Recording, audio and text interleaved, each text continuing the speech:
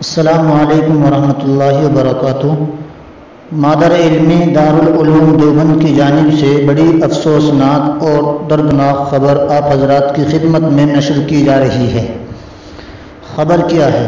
انتہائی درد و الم اور افسوس کے ساتھ اطلاع دی جاتی ہے کہ مادر علمی دارالعلوم دیوبند کے استاد حدیث و نائب محتمم ادیب وقت حضرت مولانا عبدالخالق صاحب سنبھلی نور اللہ مرقدہ آج بروز جمعہ 19 ذی الحجہ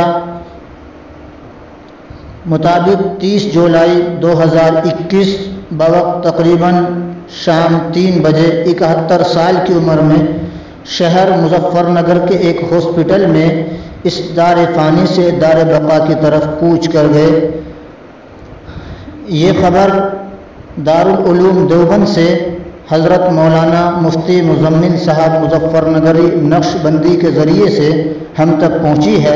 اللہ تعالیٰ سے دعا ہے کہ اللہ رب العزت نائب محتمم حضرت مولانا عبدالخالق صاحب سنبھلی نور اللہ مرقدہ کو غریب رحمت فرمائے اور تمام ہی شاگردگان، فرزندان، اعزاء و اقربا تمام کو اللہ تعالیٰ صبر جمیل کی توفیق عطا فرمائے۔